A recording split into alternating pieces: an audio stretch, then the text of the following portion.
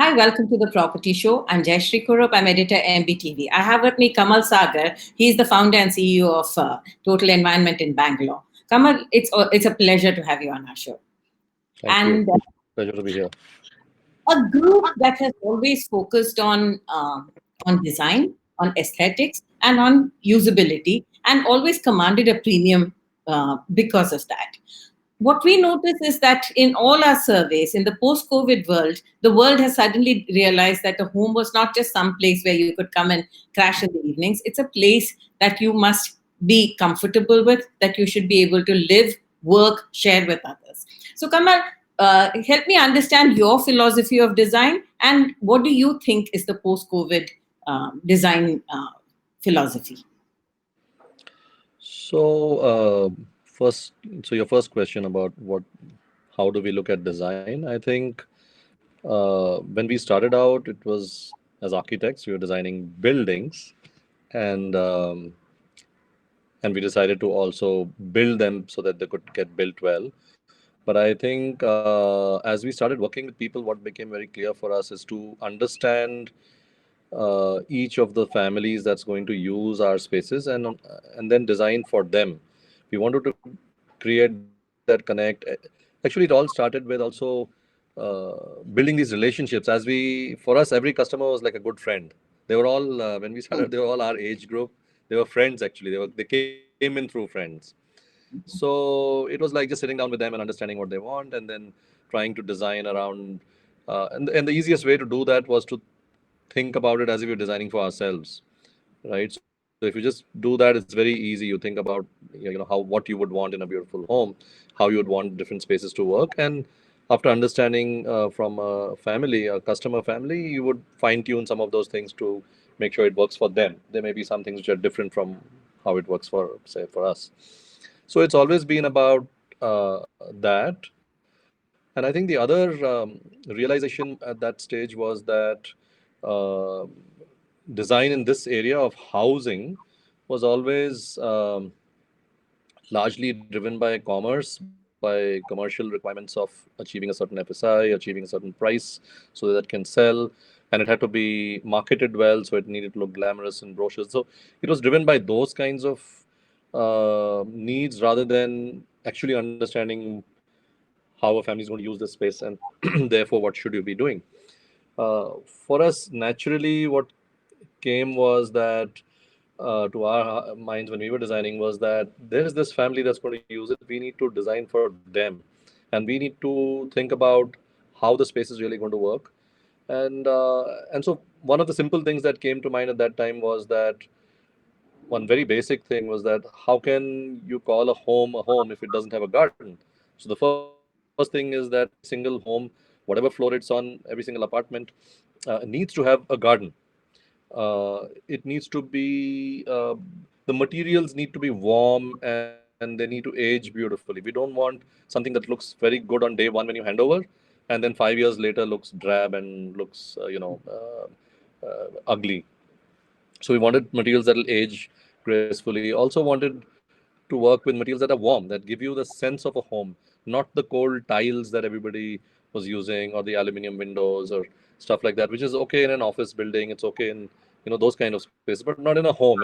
In a home, you want wood, you want either marble or a natural stone, and materials that make it feel like a home. So those were kind of the thoughts at that stage, and over the years, it's evolved in terms of how we have kind of understood families and learned from whatever mistakes we made, and try to improve from there. And a post-COVID user, any difference? So post COVID, I think the only difference is that the value of all these things is now becoming very clear to many people, right? It was always there. It was always the same thing. It's a home. It's a home. It's got to be. It's got to work. It's got to have those private spaces now. So I think the only real difference, at least as far as we are concerned, is the thought that a home might be used more for working now than it was in the past, and therefore the need for not just one home office but maybe two home offices for both the spouses and the children as well, the study space for the children. I think that has become more important because people, families are spending much more time at home and are likely to do that in the long run as well. So online, so that study space, I think, has is one of the only significant changes, I would think. Kamal, if you're designing for a family, like you said, you keep the family at the center of your design. Family, when you're doing it for the mass market, how do you make sure that it meets the requirements of everybody, and how much customization goes on within the mass market? So two, three things that we have done, which in the real estate industry is typically not done. One is that so while there may be many different types of families, the core requirements are the same. Whether whether it's the garden or the materials that I spoke about, or the fact that spaces need to be designed to be you need privacy in a bedroom. So the thought process of how you design a space, that doesn't change too much. The other core principle of design that we follow is to try and keep things as simple as possible, because you want to allow for flexibility in future. Even what you're designing now for a family, it may change after 5 years. So don't put too many walls. So one of our basic tenets is that minimum number of walls required to achieve the design. Keep the spaces free flowing. Also, what happens with minimum number of walls is the light is able to flow through better. So keep the walls to a minimum, design for as much natural light as possible, uh, keeping in mind very clearly that from the eastern and the western side you will get light coming into the house deeper inside, and on the northern and southern faces you will get light but it won't penetrate inside. So keeping simple things like that in mind while designing to make sure that the spaces are well lit. So these principles of light, nature, materials, these don't change too much from family to family. What does change is more functional requirements. Somebody needs, maybe a specific kind of a space, and those things are customizable. So what we have done is we adopted kind of a product approach sometime back, about uh, 7 or 8 years back, where when we design a home, we look at it like a home product, just like a car, like a model of an automobile. So we have, for example, a V50 home, which is a 5,000 square feet villa, or a D60, which is a 6,000 square feet duplex. Now, we've designed that in a certain way after understanding everything, and then we improvise it in the next project. So we have D60 version 2, which is with the learnings of the previous project, whatever little fine tuning we needed to do, we do that and we release the next product. Now, what that allows us to do is to make the repeatability makes it possible for us to spend much more time on a product than you would normally in a project scenario, because you can only afford to spend a certain amount of time. After that, the project's finished, you move on to the next one, and you have new set of challenges and new set of learnings all over again. Whereas in a product approach, you're able to keep improving it. So, but customization that you spoke about, so it's a combination of standardizing the product and then allowing for multiple configurations to be possible within that product. So we do from the very beginning. Earlier it was manual, and now we have a software platform that allows you to do it. Uh, we have always customized to the smallest details, and including moving wall positions and stuff like that. So if you buy a D60 home, for example, which may be 6,000 square feet with 4 bedrooms and a study and things like that. But there are several different configurations possible. You can convert that into a 3 bedroom or a 5 bedroom.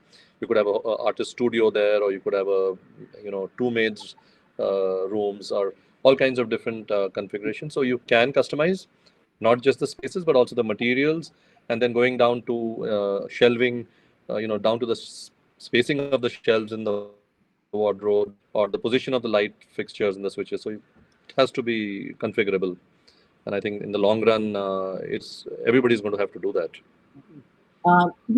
Buying a good home is the first part, but maintaining that asset and also managing to make it remain a good asset for its full lifetime is a challenge that India has not risen to in many cases. How Sure. did you focus on this? So for us, when we started out and we finished our first project, and we hadn't done it for the first one, but when we started the second one, we realized, and we included property management or maintenance as part of our scope, and we decided that it's not a profitable thing at all. It's a It's obviously a big extra effort to maintain projects, but we decided we just felt responsible. We felt it's something we have to do. So we set up a team and we actually maintain all our projects, even 20-year-old projects till today, because the teams that have built are the teams that know everything about the projects, easier for them to maintain. The other thing I think is the materials, the natural materials that we use, like exposed brick or concrete or wood and stuff like that. These materials age very beautifully over time, and they need little or no maintenance at all. So they in fact look nicer 20 years later than they did when we handed them over. Having said that, I think the important part about maintenance is two things. One is housekeeping, and it needs certain training and certain simple principles on how you do it. And it's all been done in the Oberoi Hotels training program. There's lots of people who've done this before, so there's no rocket science, but most people don't implement it. It's very simple stuff, but if it's done the right way, it can be maintained well. And the second thing is landscaping. Landscaping plays a big role in how a building feels.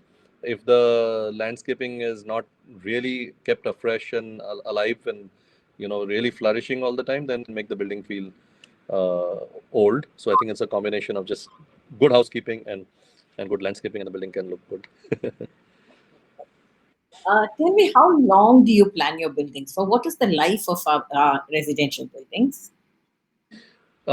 Technically, when the structural designers give it for 65 years to 80 years, they say 65 to 80, but they are always conservative in how they want to commit. Mhm. So, but I would say something between 80 to 100 years is the life of a CC structure. The only thing that gives in any of these buildings is the steel inside the concrete. That's it. Otherwise, the building can be for probably even 400 years. But it's the steel that eventually corrodes at some point in time, and because of that, there is a life of maybe about 100 years. But lifestyles change every 15 to 20 years, right? There are Yeah. how we live, what we use, things that are available in the market change every 10, 15, 20 years. How do you maintain that balance of a beautifully designed home with good landscaping and architecture? And then it should also be modern and in sync with your present requirement.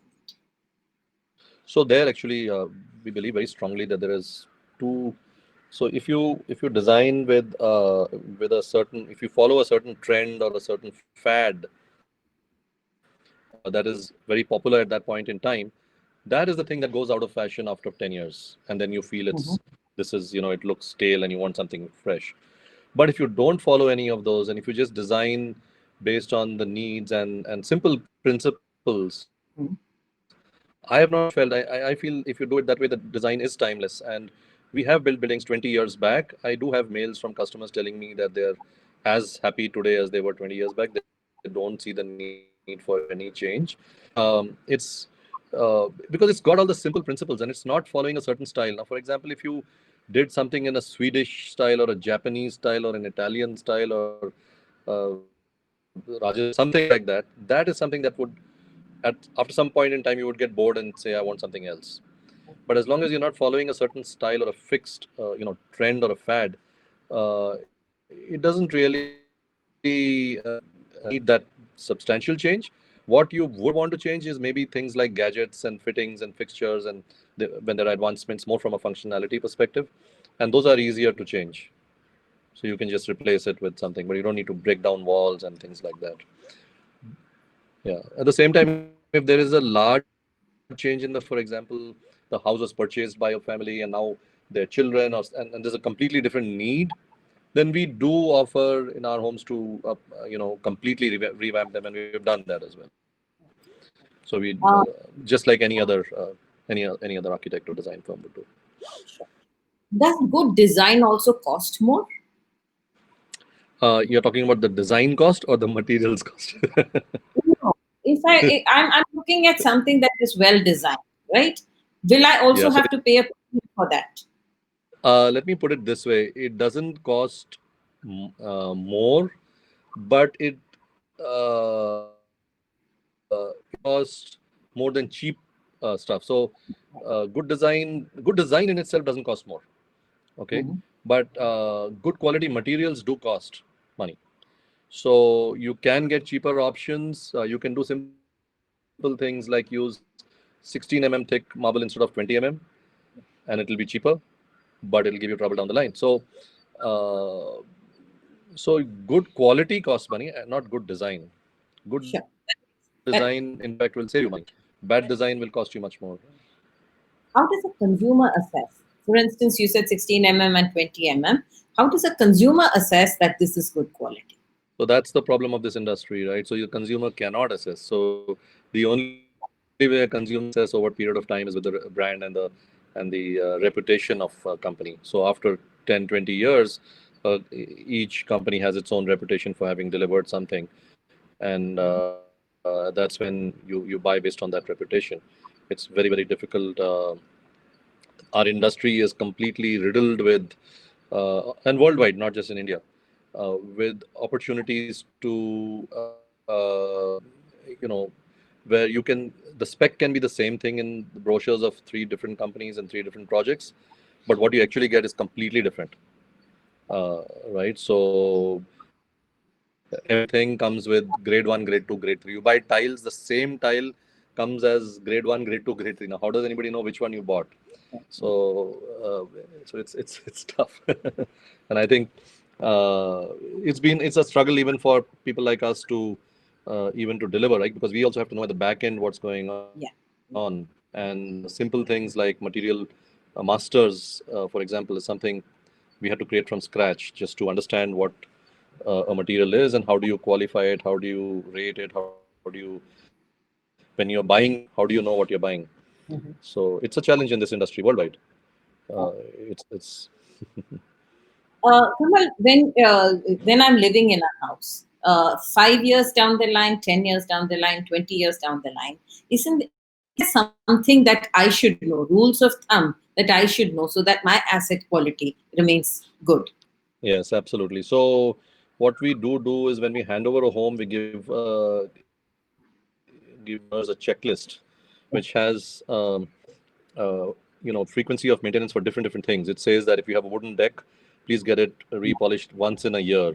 If you have steel railings, get the repainting done once in 2 years or 3 years. So all that is there, and from our maintenance team, we send them reminders. We track that for each home and send them reminders saying that your home, you haven't done this. If you don't do it now, it will tend to deteriorate. So we would recommend that you get it done, and it just helps. It makes a huge difference, especially with natural materials, especially with wood and stuff like that. And it's very simple. Some of the things are very simple to do. They don't cost too much. They don't take too much effort. But if you just do it regularly, then the life is extended a lot. Um, Yeah. I'm talking about the finishes. The structure, of course, is you don't have to do anything to it. Yeah.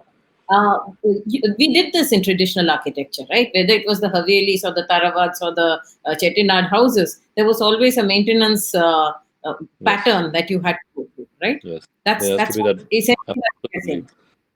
absolutely. There has to be that routine and that rigor to do it very regularly, and then it's beautiful. Yeah. How much have you drawn from traditional architecture? We have a rich history of architecture, right?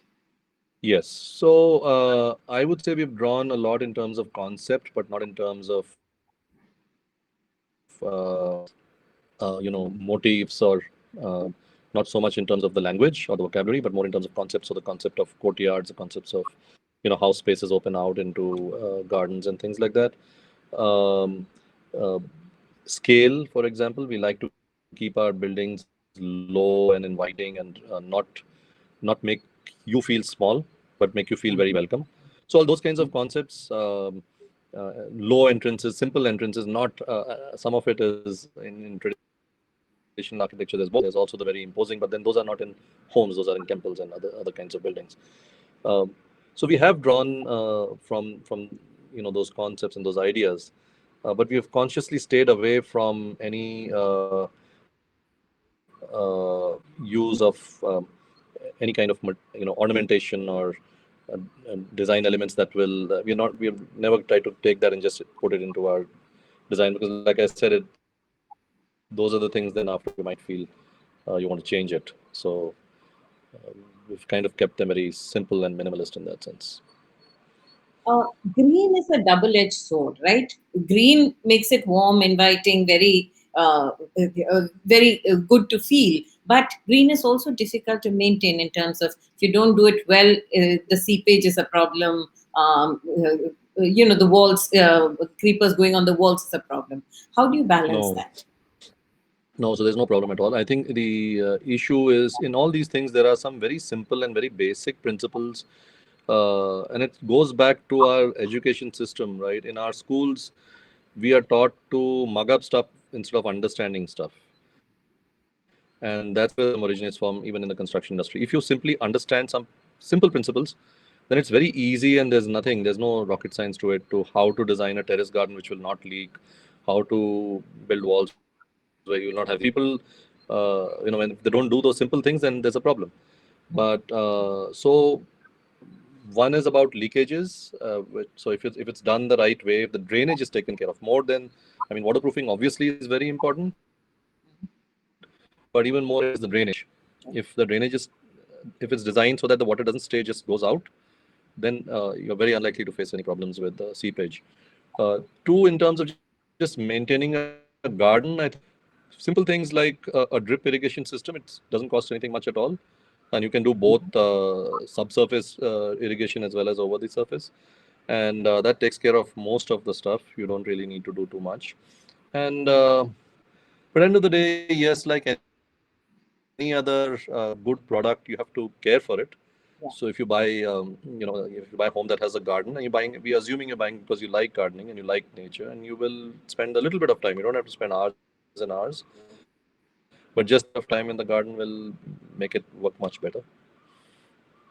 How have tastes changed? Your consumer taste changed over the last, say, 2 decades, and in terms of the older buyer as well as the very new, the very mobile urbanite. Have you seen any change in the buyers? No, so you'll be surprised. It's 24 years now. We started in 1996.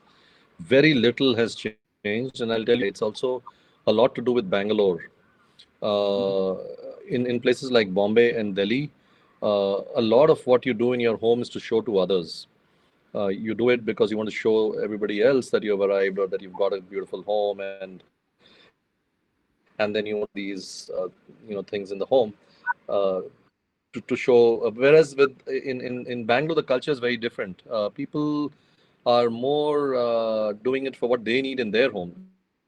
They don't really feel the need to show it to anybody else, and that's the very different culture here. So, uh, and we've done enough of surveys with our customers to understand this deeper and deeper. But I think um, it's more about families and themselves and their families. It's not really about impressing others, and therefore design really has been about what will work well, what will look good, what will be low on maintenance, what will make me feel happy, and those things have not changed. So very little has changed, I would say. Technology has advanced. People are more demanding in terms of quality, and that's, I think, also to do with our brand. When it's like an uphill, it's like how Ron Kaufman defines service levels. He said it's like good service is like an escalator. The more you provide, the expectation goes to the next level. And same. So when somebody buys a home from us, they expect a certain quality. The next customer buys, he expects a higher quality, and the next one is so. To that extent, yes, we've had to improvise on how our French windows, in the sliding mechanism or the air tightness of the gaps, how those have. So more in terms of functionality, there's always been improvements, but in terms of design and look and feel, we're doing pretty much what we did 24 years ago, and people still love it. I think it's like I said, it's based on simple principles. It's not really based on fads or trends. What is your advice to the young urbanites today? A lot of people who swore they wouldn't buy and they were quite happy to live on rent now seem to be veering towards saying that we should own our own house. It's a safety of sorts. So, what is your advice? Yeah, definitely. One is think more than safety, if you really want a nice home, and I think people who spend so many days inside their home now for the last 4 months, whole day inside the home, they obviously you realize that design makes a huge difference. If it's a well designed home, you'll enjoy it much more. If it's how simple things like how it allows you to engage with other family members. It could be simple things like an open kitchen versus a closed kitchen, right? An open kitchen allows you to continue to have conversations with the person in the kitchen and you're not cut off. And it's simple things like this. And so I'm sure people are realizing the value of a good home where they can have enjoy their quality time with the family versus a home that's not well built or designed. Uh, as an asset, I think it's more about when you do that and when you buy your own home, then you can also customize it and build it the way you want, and you don't have to adjust to whatever your landlord had done. So I think those are the real reasons why one should definitely think of uh, having your own home, because you're going to spend time, a lot of your time there, or hopefully not because of COVID. Hopefully that should go away soon. We all are praying for that. But I do see Amen. people spending more time.